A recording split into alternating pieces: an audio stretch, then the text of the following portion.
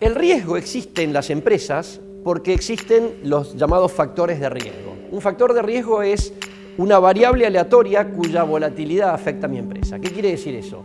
Una variable aleatoria es una variable cuya volatilidad yo no puedo predecir con certeza.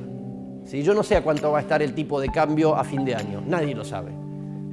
Tenemos economistas que juran que lo saben, pero la realidad es que después vemos que no lo saben. No sabemos cuánto va a valer la soja a la cosecha 2016.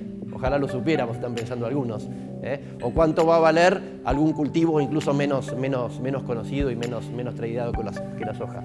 Ahora, cuando estas volatilidades afectan mi negocio, las llamamos factores de riesgo. Y acá tengo algunos ejemplos: el tipo de cambio, la tasa de interés, los precios de un commodity. Ahora, también están las decisiones políticas. ¿Qué va a hacer el próximo presidente, quien sea que sea? ¿Va a sacar las retenciones? ¿Las va a cambiar? ¿Las va a aumentar? No, esperamos que no, pero bueno, ¿qué va a hacer? ¿Qué va a pasar con nuestro modelo de negocio? ¿Qué va a pasar con la gente que hace que nuestro negocio hoy sea exitoso? Fíjense la cantidad de factores de riesgo que aparecen. Y un factor de riesgo impacta en la compañía. ¿Y en dónde impacta? A ver, lo tradicional, el impacto que vemos tradicionalmente y el que han estado estudiando los financistas desde hace ya un par de décadas, es en el flujo de fondos y en el valor de la empresa. O sea, si ustedes miran en dónde impactan los factores de riesgo en el negocio, generalmente el análisis es en el flujo de fondos y en el valor de la empresa. Piensen en BP. BP tuvo un evento de riesgo negativo, ¿se acuerdan? Enchastró todo el Golfo con petróleo. Bueno, ¿qué pasó ahí? 30.000 millones de dólares fue el impacto en el flujo de fondos. La cotización de la acción, que era 60 dólares antes del evento, bajó a 25, 26 dólares. O sea, tuvimos un riesgo, un impacto en el flujo de fondos y en el valor de la empresa. Ahora, ¿no impactó en otro lado también? ¿No impactó, por ejemplo, en la reputación de la compañía? ¿No impactó en la competitividad o en la capacidad de atraer empleados? No sé si se acuerdan, antes de la crisis del 2007-2008, todos los MBAs que salían de las universidades top querían ir a trabajar a Wall Street. Después de la crisis 2007-2008 no quería ir nadie a Wall Street, había que convencerlos para que vengan. O sea que los eventos de riesgo impactan el flujo de fondos, es cierto, el valor de la empresa, pero también impactan en otros lados. Alguno estará pensando, bueno, pero si pega en la reputación, va a pegar en el flujo de fondos eventualmente. Es cierto, ahora el tiempo que tarda en llegar al flujo de fondos es bastante variable y depende mucho del impacto que tenga un golpe en la reputación de una empresa o de otra. Siempre uso el ejemplo de mis amigos de Bulonera Don Torcuato.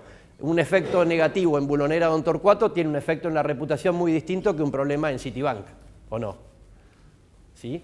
Y además, que si yo estoy preocupado por proteger reputación, las coberturas que tengo que hacer no son las mismas que si estoy preocupado por proteger flujo de fondos. En el caso de BP, si yo quiero proteger el flujo de fondos, una alternativa viable es pedirle a una compañía de seguros que me pague el gasto de arreglar todo el lío que armé. Si yo quiero proteger reputación, la cobertura de riesgo tiene que ser que no se desparrame el petróleo o que no se rompa el caño. Son diferentes herramientas de cobertura dependiendo de lo que yo quiero proteger.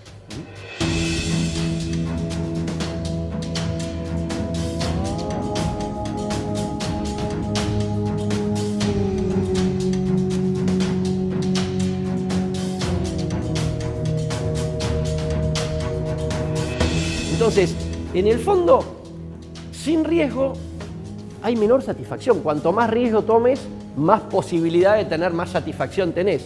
Y si esto lo llevamos al mundo de la empresa, sin riesgo no hay beneficio.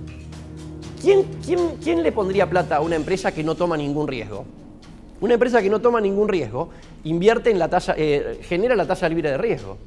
Ahora, ningún inversor estaría tomando una inversión en un negocio que genera la tasa libre de riesgo. ¿Sí? O sea que nadie quiere invertir en una empresa que no toma riesgos. O sea que en el fondo lo que podemos decir es que sin riesgo no hay empresa. Y esto lo que me lleva a pensar es en una definición de una empresa. ¿Y qué es una empresa? Una empresa es una entidad que genera valor a partir de su capacidad para tomar determinados riesgos. ¿Lo ven?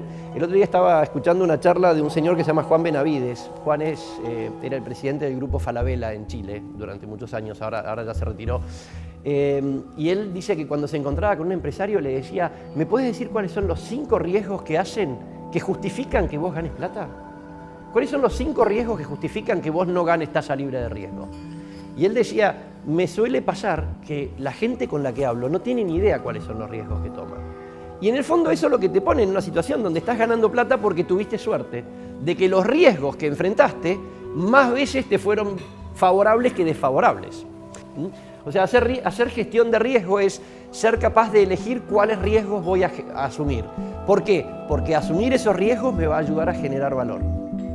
Entonces, ¿cómo hacemos eso? ¿Se acuerdan que el riesgo tenía volatilidad positiva y negativa? Cuando la volatilidad es positiva, tenemos que ganar un montón de plata. Cuando la soja está en $650, tenemos que ganar un montón de plata.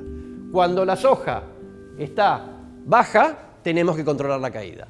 O sea, ¿cuál es el secreto de la gestión de riesgos? Ser capaz de identificar los riesgos en base a los cuales voy a ganar plata, haciendo que, aprovechando volatilidad positiva, controlando volatilidad negativa. Y después, ¿qué voy a hacer con el resto? Voy a eliminar todos aquellos riesgos que son riesgos innecesarios para mi negocio.